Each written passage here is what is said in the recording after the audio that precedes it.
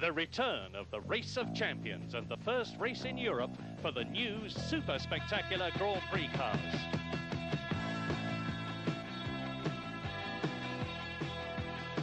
Yes, here at the superb Brands Hatch circuit, the new flat-bottomed Grand Prix cars make their European debut. And it's going to be an enthralling battle for victory between the 1.5-litre turbocharged cars, the Ferrari, the JPS Renault, the Brabham BMW and the new Spirit Honda, and the 3-litre Ford Cosworth-powered Williams, Marlboro, Tyrrell, March, Ligier, Arrows and Theodore cars, plus the return of 1980 world champion Alan Jones.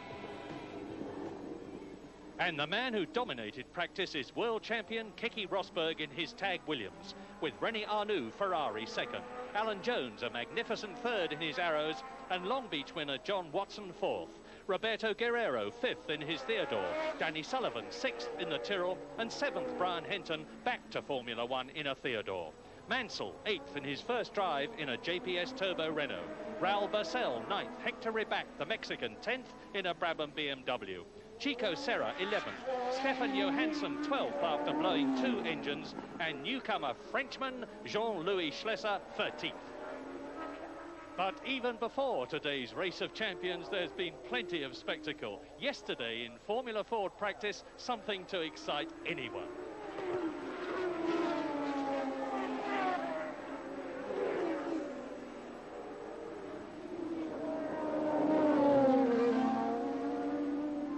Ross Cheever went off in the red Van Diemen. Along came the Dutchman Allard Kalf in his Spartan, and look.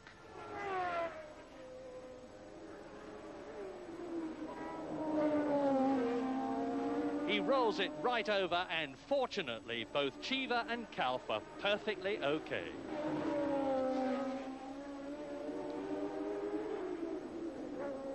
And there are the winners of the last 13 Race of Champions. The last of which in 1979 was won by the late and great Gilles Villeneuve in his Ferrari, and the previous 2 of which were won by James Hunt in a McLaren, and of course, as ever, James is with me here today. And here they come on the warming up lap, the drivers, Keke Rosberg leading the field round, just warming up the tyres, weaving about a bit to get some heat in the tyres on this fairly cold day for Formula One cars at Brands Hatch. And there was we just saw the Ralt, the Spirit Honda in the background there. He's at the back of the field, Stefan Johansson. A word should be said about him. There he is, the second to last car, number 40. And he, in fact, although he's posted a very bad qualifying time because he blew 2 engines during practice with this brand new car, but he was in fact second or third fastest during the untimed session of any of the recorded times. So look out for him when the race starts. As long as the car keeps going, we expect him to be very, very quick. So Keke Rosberg in pole position with a time of 1 minute 15.77 compared with the lap record held by Didier Pironi, 1 minute 12.4. But don't forget that these are the flat-bottomed cars without the skirts that have increased tyre adhesion. René Arnoux in the Scarlet turbocharged Ferrari in second fastest position. Behind him, the Long Beach winner, John Watson. But behind Keke Rosberg on the left is Alan Jones, driving in only his second Formula One race since he retired in 1981. Guerrero's come out of the pack. Beautiful start by Rosberg. John Watson is up into third place, but now Danny Sullivan is in third position with John Watson as they go up to the right-hander at Druids, and it's Keke Rosberg leading. René Arnoux second. Danny Sullivan in only his third Formula One race is in third position as they stream down to the left-hander at Graham Hill. It's Rosberg, Arnoux, Sullivan, Watson and Alan Jones coming up to take John Watson on the inside. There is the 1980 world champion in his unsponsored Arrows, and there is the reigning world champion, Keke Rosberg, and René Arnoux. Looks as though he's using the power of the Ferrari, and indeed he is, to punch his way past on the first out of 40 laps to take the lead from the world champion, Keke Rosberg. But all the time, of course, these drivers are having to be very, very careful because they have cold tyres. It'll take at least half a dozen laps for the tyres to warm up properly. But meantime, René Arnoux goes down towards Stirling's Bend into Clearways and Clark Curve to complete the first lap. Yes, terrific start from Danny Sullivan there from the third row of the grid. He came blasting his way through and drove the first two corners very aggressively and with great success. So he's moved well up the field. Arnoux leads, Rosberg second, Sullivan third in the green Tyrrell. In fourth position is Alan Jones as they go round paddock. In fifth position is John Watson. And where is Stefan Johansson? The answer is he is last but 4, so he's making his way up through the field. Stefan Johansson in the Spirit Honda V6 turbocharged car. It's its first race, but there is René Arnoux leads. Roberto Guerrero has gone into the pits. Arnoux leads in the Ferrari, and this is only his third race in the Ferrari. He drove, of course, at Brazil, where he finished in 10th position. He drove at Long Beach, where he finished in 3rd place, and we are now on lap 2 out of 40, and the diminutive Frenchman René Arnoux is well away in the Ferrari, and that is the leader of that batch is Nigel Mansell, number 12 in the JPS Renault, driving for the first time a turbocharged car ahead of Hector Ribac, the Mexican, his first drive in a turbocharged Brabham, and not at all happy with it because he was very miserable in practice. There is Mansell, chased by Hector Ribac, and with them is Stefan Johansson ahead of the Ligier of Raul Boesel. So, lap 2, it's Rosberg across the line, a flash of flame. There's Mansell, Ribac, Johansson. And at the end of the second lap, it's Arnoux, Rosberg. And Arnoux is about 1.7 seconds ahead of Rosberg. Then Sullivan third, Jones fourth, Watson, and there is Danny Sullivan and Alan Jones absolutely together, battling for that position. Rosberg the leader, the second position. There's the battle for third. Yes, a difficult one for Jones. He doesn't know Danny Sullivan's driving style. It's with newcomers, Sullivan's going to make himself pretty difficult to pass. Jones is having a look to see if he can find a way around. As yet, he hasn't come up with an answer. The battle for third position behind the race leader, and it's Danny Sullivan who's got it at the moment. Arnoux leads, Rosberg, Sullivan, 33-year-old Danny Sullivan from Louisville, Kentucky, who's been racing for some 12 years, but only now is he getting the recognition that many people, certainly including myself, think he deserves from Ken Tyrrell. He's pulling away from Alan Jones, who's in 4th place, as in second and first positions, Rosberg and Arnoux cross the line. Yes, Danny Sullivan, I have to say, has shown great promise since Ken Tyrrell has given him his chance and has really done very well in his opening spell in Formula One racing. Keke Rosberg is fastest so far, 1 minute 19.07 miles an hour, a speed of 118.9 miles an hour, well, of course, below the lap record. Arnoux and now Rosberg is closing up slightly on the Frenchman. There's not much of a gap between Rosberg in second place. There he is. Danny Sullivan, who is third in the green Tyrrell. Alan Jones, who is in 4th position. And Alan Jones, of course, is still driving with 2 steel pins in his hip after breaking his leg just a few weeks ago and having it pinned. Well, should be said about Stefan Johansson's progress. He's flying through the field now, and he's just about to break clear of a pack, a group towards the back. He's at the moment battling with Hector Ribac. 8th position, Stefan Johansson. There is Ribac. There is Johansson, who has got ahead of Chico Serra, number 29 in the white arrows. That's the Brazilian Chico Serra. But now the Swedish driver, Stefan Johansson. Watch the Honda-powered car as he tackles Hector Ribac coming into Clearways and Clark Curve. Yes, he's looking for a way around, but the Brabham BMW is very powerful, of course, and he can't really get at him. And I should say that it's been the Brabham team have really disappointed the Brands Hatch crowd and us here in the television team, and presumably you viewers, in that Nelson Piquet was promised for this race and they haven't put him out. Petresi is unavailable, and they put Hector Ribac in the car, who after all is not really one of the world's top drivers, and it's a pity, had they not been able to produce their top drivers, that they didn't put a promising young British driver in the car for such a British domestic race, and I really think that Brabham's have let us down very badly. 7th, 8th and 9th in the white and blue Brabham. Hector Rebac, the Mexican, who's used to the power because last year he was driving in American kart, C-A-R-T races, where there's up to 1,000 horsepower available, but he's been driving on oval circuits. He hasn't driven since the end of last season, and most of the practice has been in the wet. He spun off this morning, and bang goes the Honda. That's the third engine in 2 days. It looks as though, yes, Stefan Johansson's turbo has gone, or a piston. He blew a piston in 2 engines yesterday in practice. They've driven thousands of miles with this Honda V6 in testing without any trouble at all, but as ever, it's the pressure of practice and racing which has found the weak spot, and Stefan Johansson's race is run on lap 6, so out goes the Honda. And look at this battle for the lead, because Sullivan and Jones have closed now right up to Keke Rosberg and René Arnoux.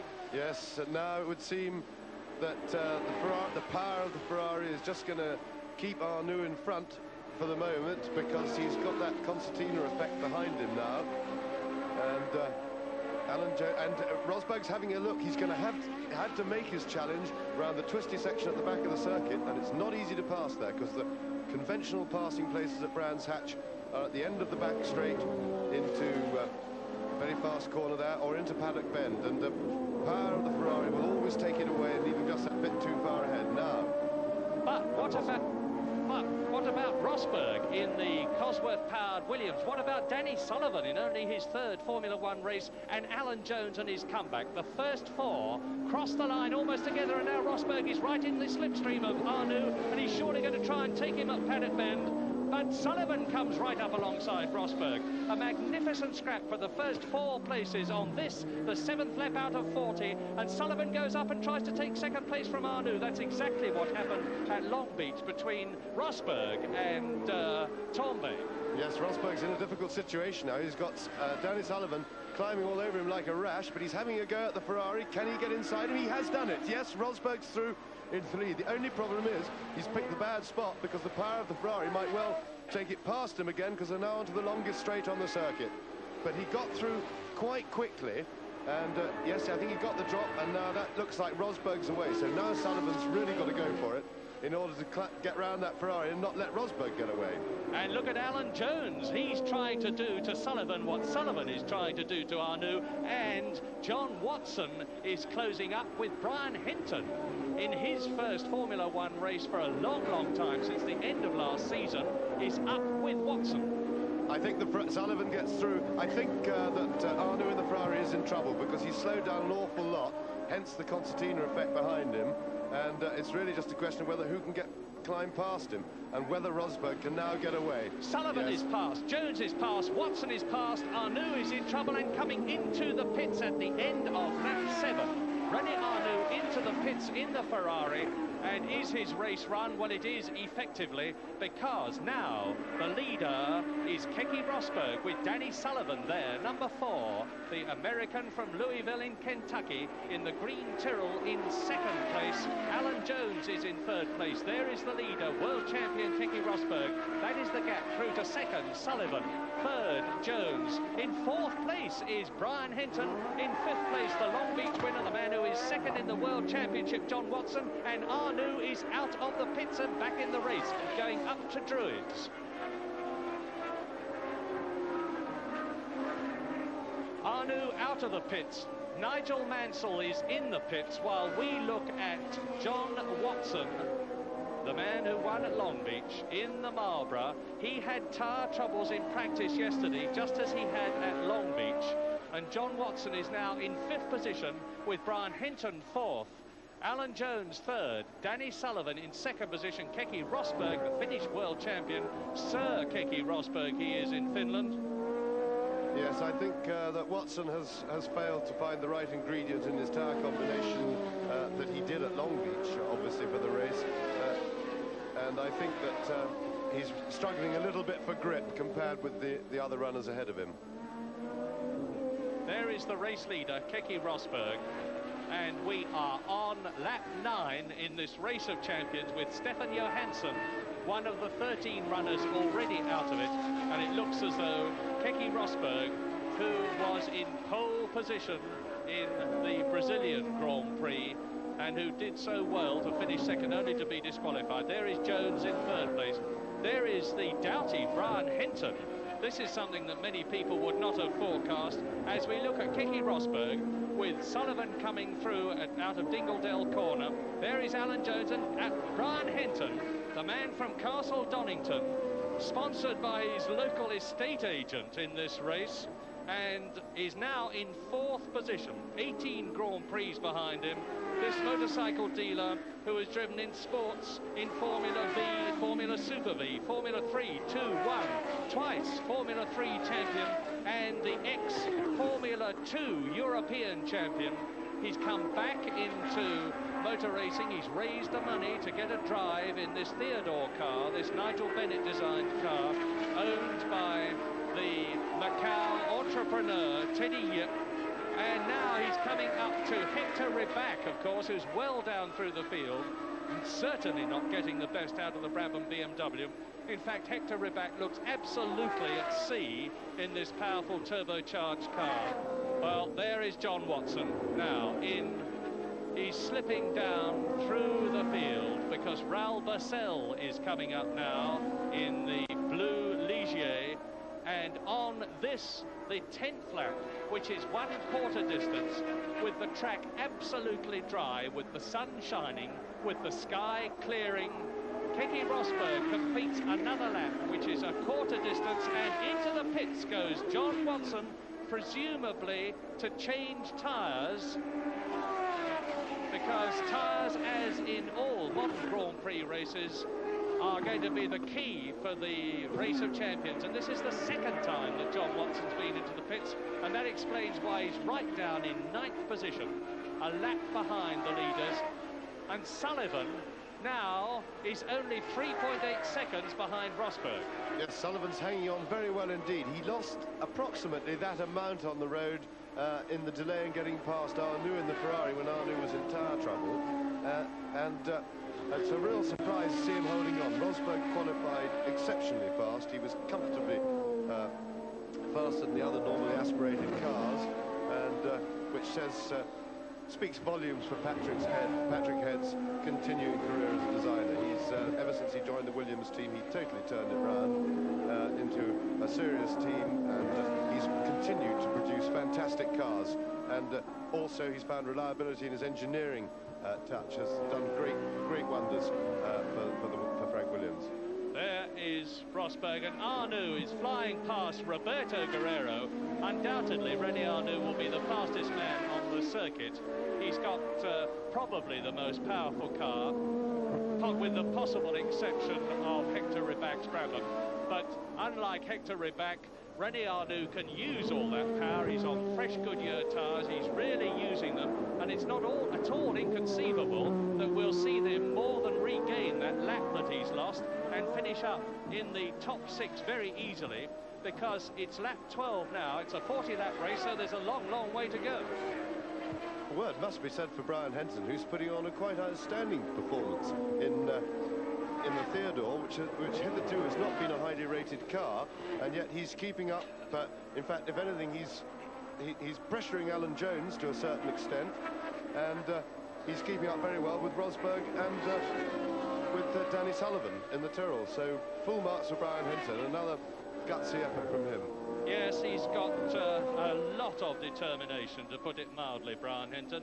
He's made his way in business the hard way. Look at him, he's closing right up on Alan Jones. That was number 30, Alan Jones. There he is, he's in 3rd position, and that is the gap between Australian ex-world champion of 1980, Alan Jones, in the Arrows, against Brian Henton in the Teddy Yip owned and Mo Nunn managed, Nigel Bennett designed Theodore. It's a very sanitary motor car, that. Beautifully put together. It handles very well indeed. Brian Henton had gear selection problems in practice. Jones under the bridge in 3rd position. Up into Druidge, the 2nd gear, right-hander, plunges down. takes fourth gear around Graham Hill, about 140 miles an hour as they go along towards Surtees. And then the fastest part of the course, round the left-hander at Surtees, into Pilgrim's Drop. There in fourth position is Brian Henton. Behind Henton in fifth position now, it is Chico Serra. And in sixth position, Raul Boesel.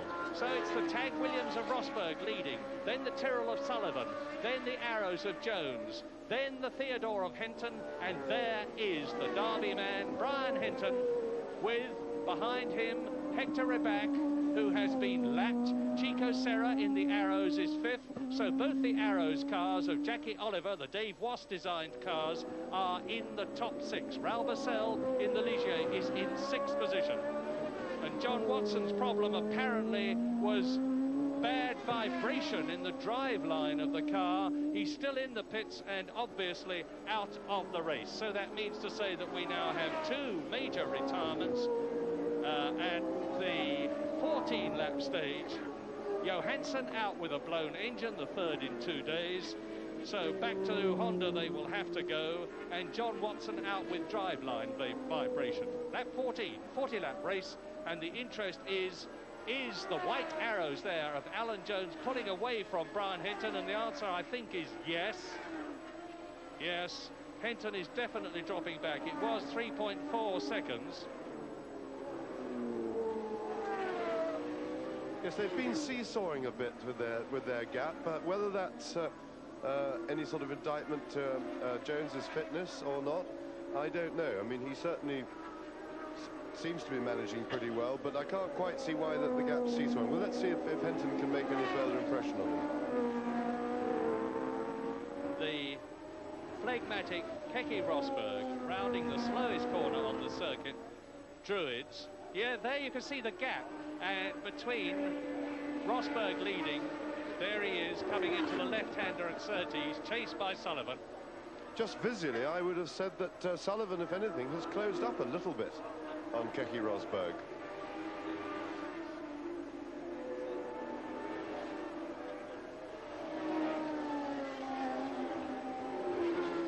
And that, in fact, certainly can't have been caused by the back marker, because, if you remember, Rosberg went straight past and Sullivan had to wait for 3 or 4 corners. So Sullivan would appear to be catching Rosberg. In fact, he's catching him fast now. 2.5 seconds was the gap, and I think it's closing all the time. And he's visibly closing now. What is wrong with Keke Rosberg then? Is it tyres? That's the thing that you immediately think of. But both Keke Rosberg and Danny Sullivan in first and second places as they come up to complete the lap are racing on Goodyear tyres. The Tyrrell is noted for its superb suspension. The gap is 2.72 seconds. We have completed 22 laps. There's Rosberg. There under the bridge goes Sullivan. It's a 40-lap race. Sullivan is driving absolutely superbly. He's using the power of the Tyrrell to its maximum. He's got, if he's lucky, about 500, just over 500 horsepower compared with over 600 of the Ferrari, which is closing up behind him of René Arnoux. And I remind you, he's 2 laps behind because Arnoux has been into the pits twice. There is the Frenchman. So, lap 23. Rosberg leads, Sullivan second, Jones is third, Henton is still fourth. Then Chico Serra and Raul Boesel. And there is René Arnoux. Conditions are absolutely perfect. The course is dry. There's quite a high wind blowing, but that's keeping the rain clouds overhead on the move. And you can see shadows of the car. The sun is shining straight down on Brands Hatch and an enthralled crowd. Yes, if the commentary ceases in a moment, it's because our hut on top of the grandstand has been blown away. We're wobbling about a bit, but it's fine for the cars. Here they come to finish another lap. I'll give you the gap. Over the line goes Rosberg. Over the line goes Sullivan. And the gap is 2.14 seconds. It was 2.7 seconds. Danny Sullivan, 33 years old, number 4, from Louisville in Kentucky, the ex-Jim Russell Racing Driver School pupil of 1971, 6th in the British Formula 4 championship in 1972, who went on to Formula 3, who won 4 Formula 3 races in 1975, then moved up to Formula 2 and Pacific, and last year won the Las Vegas Can-Am race as he did in 1980, is closing up, 1981, is closing up on Keke Rosberg. The gap is now 1.6 seconds. And the Williams team, I'm looking down into the pits, are getting ready for a tyre change, and so are the Tyrrell team. Both the Tyrrell and the Williams mechanics are out there ready to change tyres. Keke Rosberg came in for a practice tyre change this morning. It took 20 seconds.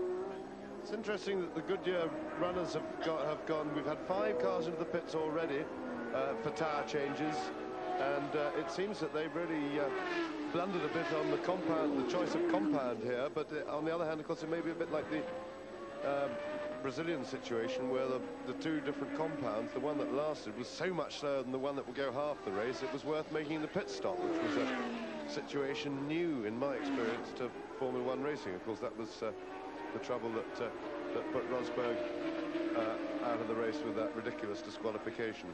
Lap 25, and you can see for yourselves how Danny Sullivan in the Benetton Tyrrell, and out goes Arnoux from the pits yet again. This is the 3rd time the Frenchman has been into and out of the pits, but now all eyes, understandably, are at the front of the field for what is developing into a terrific scrap between world champion Keke Rosberg in the Tag Williams, who has driven in 53 Grand Prix, and Danny Sullivan in the Benetton Tyrrell, who has driven in 2 Grand Prix, racing for the lead in the Race of Champions on lap 25. Well, just let's take a quick check on the gap. I make it 0.5, just about half a second, as they go into clearways. This is a 140-mile-an-hour turn. They change up into 5th gear as they go down the Brabham Straight over the line, and the gap now is 0.41 seconds. And where is, if anywhere, Sullivan going to get past Rosberg? Well, he's not close enough now, but into Druids, of course, is one place. He's already shown plenty of attack there on the first lap. He was very aggressive into Druids, fended John Watson off.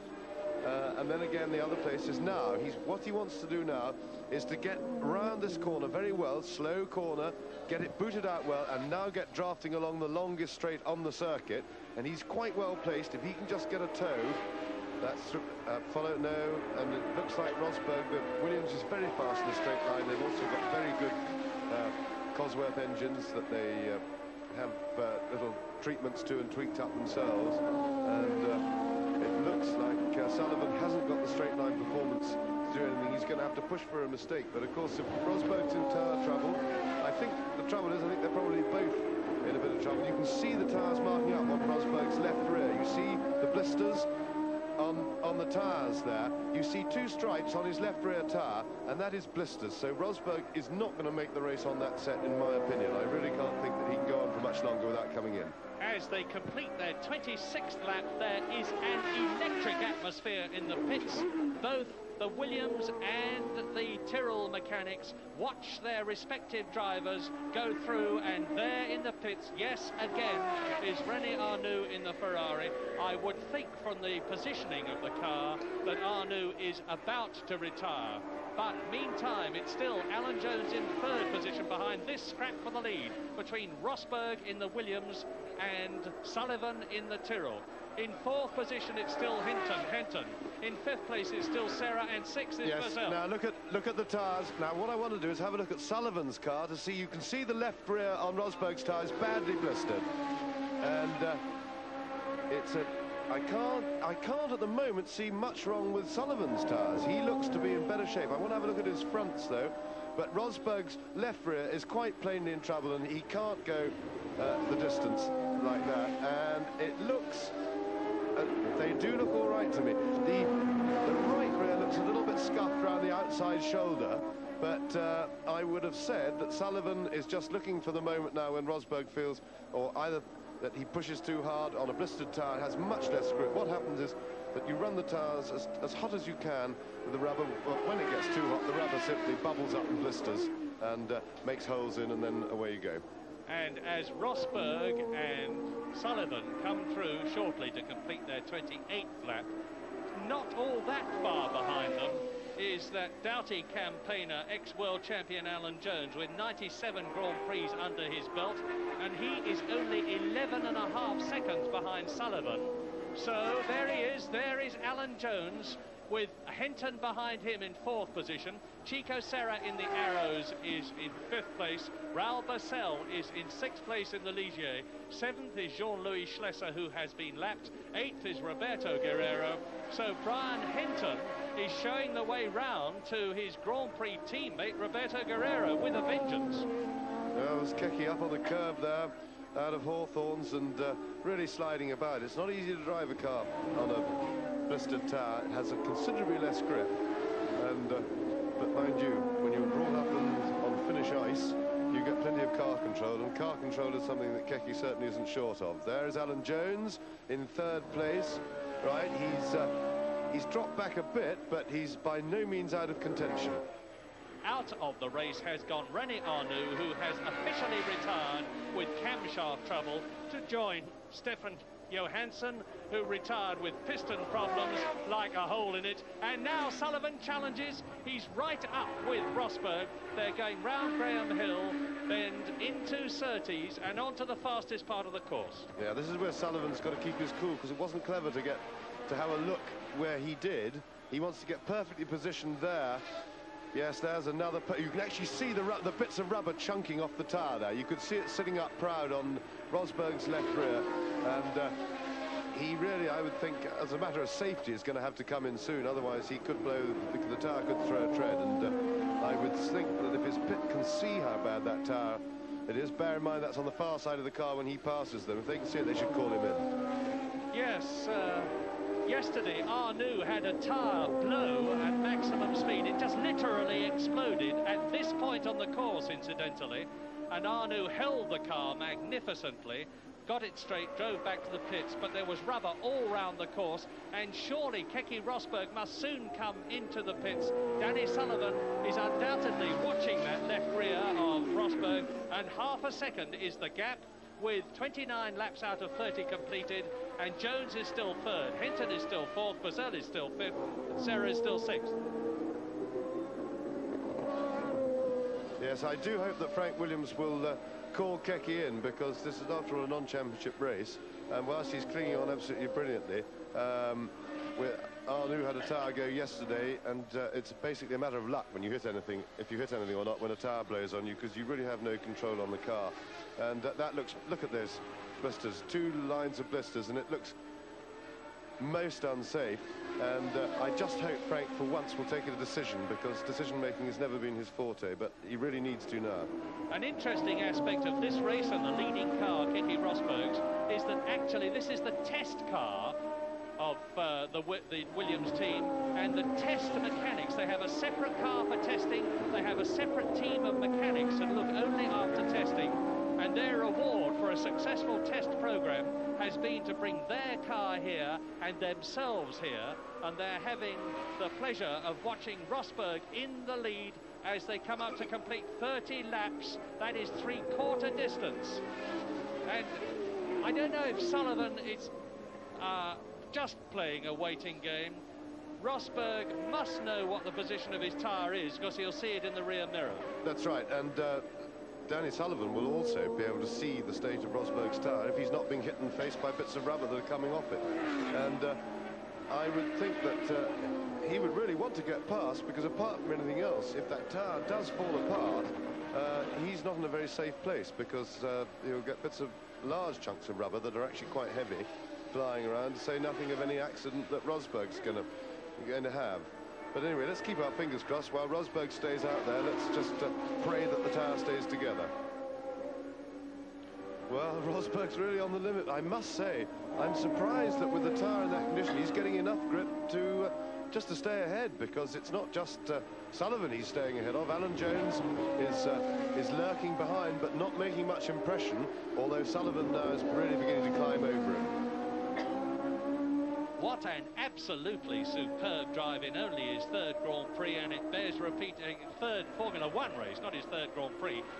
Danny Sullivan in the green and black Benetton Tyrrell, The best that he's done in the past in terms of big-time racing was to win the Las Vegas Can-Am race in 1981 and 82. Third in the Can-Am Championship, and now he's starting really to push Keke Rosberg. He's pushing him all the way around the circuit. Yes, and Keke Rosberg had to go right over to the inside of the track on his entry into Druids then to shut the door and leave Sullivan the long way round if he was going to try and get round, but of course you can't do it from the outside. What he needs is a good slingshot here out of this corner to be able to get... Now, he's a little bit closer than we've seen him before. Maybe he can get a tow. Now, if he can get up alongside him, no, you see the Williams goes away on the straight, and that's a terrific indictment of the straight line performance of Williams, that he can actually be making the hole in the air for Sullivan and still pull away. And once again, the superb Ford Cosworth V8 engine really seems to be putting it across the turbos, because Johansson went out of the race, Arnoux went out of the race, Hector Rabat never showed in it, admittedly not a top-class Grand Prix driver, but with 153 Grand Prix wins behind him, it now looks as though the race of champions is going to be won for yet another time by the Ford Cosworth 500 horsepower plus engine. An enormous fillip for Keith Duckworth and his men at Northampton who produced this superb motor. And the leaders now, there they are, absolutely together in this race, which has now run 34 out of its 40 laps. And the question is, can Danny Sullivan get close enough to get past Rosberg? Rosberg is using the maximum of circuit, which he's perfectly entitled to do, but keeping ahead. Yes, and he's using that terrific straight line performance that the Williams has, and that will be a combination of a very good engine, a particularly powerful Cosworth, and of course, more importantly and more effect on straight line speed, the aerodynamics of the car itself, and that's entirely down to Patrick Head, of course, and his team of designers. The engine, on the other hand, is down to John Judd, because last year the Williams team spent a lot of their own money on developing a special camshaft for that Ford DFB engine, which is now actually being used by some of the other teams as well, and it really seems to work. In third position, number 30, Alan Jones, who doesn't seem to be suffering any effects that show in his driving from that hip of his. He had a lot of pain at Long Beach and had to withdraw, but he's keeping going. He's 20 seconds behind now in the plain white unsponsored Arrows, and it's down to courage, I think, now, because Keke Rosberg has undoubtedly got the advantage.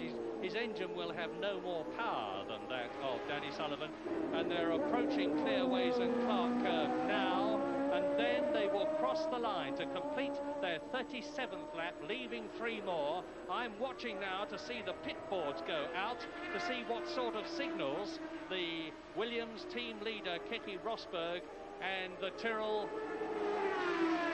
And I don't think Danny Sullivan needs telling anything except what lap he's on. He knows where he is, second place, he knows who's in front of him, and he knows exactly what he's got to do. The question is, can he do it? Lap 38. This circuit is 2.61 miles long, and the gap is down to about 0.2 of a second only. The problem for Sullivan is that out of this corner here, you see, being a left-hander, it's the grip comes from Rosberg's right-hand rear, which of course isn't damaged, so he's quicker relatively through that one, where he's getting the best, where Sullivan would have the best chance with the long straight. So it's a tricky situation for Danny Sullivan there. Frank Williams, the Williams team owner and leader, is regarding this race as being as important as a Grand Prix. He says, I am here to win. Keke Rosberg only knows one way to drive, and that is to win, and he's certainly showing it. Coming now to complete lap 38 in this 40-lap race, just the 39th and 40th laps to go. It's still Jones in third position, 23 seconds behind, over the line into paddock, now on lap, and there is the battle between Brian Henton Brian Henton there is being caught by Raul Boesel. Henton in 4th position, Raul Boesel in 5th place. In 6th position behind them now is the Frenchman Schlesser. And there is the Brian Henton. Magnificent race he's driven. Sullivan and Henton really must get top marks with Keke Rosberg for magnificent and very, very determined racing in this race of champions. We are on lap 39. Over the line goes Henton, and the gap between Henton and Boesel is now 1.05 seconds. It's getting just as close for 4th position as it is for the lead. And there is the battle for the lead. I remind you that this is the last lap but one. When they go across the line at the end of this, the 39th lap, if Sullivan has got anything left, then will be the time for him to produce it. Yes, I think he's looked long and hard. I think Rosberg really has the measure of him now. If he can just limp it round another lap, make no mistakes, Rosberg knows he'll be making a big effort, but he'll knows all he's got to do is keep his slate clean. Now, he's going to go up the inside all the way up to Druid's corner, and Sullivan's come out very quickly, but you see Rosberg move straight over to the inside. Sullivan's having a look, and Rosberg has been particularly slow around Druid's. Now Sullivan is on the inside, but he drops back. Rosberg lent on him there. He used the full width of the road quite justifiably to push Sullivan out. Sullivan quite correctly had to back off and did so to avoid the accident, and that really looks like it now. I think Rosberg's got it sewn up. Because of that, Sullivan played his card at Druids, and he's now got a gap as a result of that failure, and I don't think he'll catch Rosberg now. You have to take your hat off to Keke Rosberg, and my goodness how he's trying. He just looks in his mirror again. You'd think he'd got all day to win this race. Certainly, yes. Another tremendous performance from Rosberg in the most difficult circumstances. But Sullivan isn't beaten yet. He's still getting back on his tail, looking to have a go somewhere, looking to force a mistake. Down to clearways for the last time, the 40th time. Now Rosberg surely has got the lead that he needs over Danny Sullivan to take the checkered flag and the second Formula One victory in his career, and they crowd to the pit wall, the Williams team, and give him the acclamation that he deserves, as do the Benetton Tyrrell mechanics and Ken Tyrrell himself for Danny Sullivan. And look at that, Alan Jones coming through in 3rd position. Well, Alan has joined Keke Rosberg and has joined Danny Sullivan and Brian Henton as giving absolutely superb performances in this race of champions. He finishes in 3rd place. Now, who is going to get that 4th place? Is it going to be Brian Henton? They're coming out of clearways now. There are Henton and Boesel absolutely together, and Henton takes it. Brian Henton. Well, it's difficult to find the words to say just how good a drive Brian Henton has had, and Raul Boesel's got nothing to be ashamed about either, as Jean-Louis Schlesser finishes in 6th position. A race of champions that we will remember for a long time, the 14th in the series, won by the reigning world champion, and deservedly so, Keke Rosberg, who controlled the race from the front in spite of what we thought were tyre problems. Look at that left rear with the 2 wear rings around it, blisters. Danny Sullivan on the wind down lap, right with Keke Rosberg as he was for so long, a superb 2nd place, which marks him for stardom in the future. World champion of 1980, Alan Jones, has shown that there's a lot of life in him yet, and if they can only get the money, the Arrows team will undoubtedly be amongst the front runners. Brian Henton, a great drive in the Teddy Yip, Mo Nunn and Nigel Bennett Theodore. Raul Boesel in the Ligier takes 5th position, and Jean-Louis Schlesser finishes, admittedly a lap behind, but nevertheless in his first Formula One race in 6th position, and it really was an absolutely super race of champions.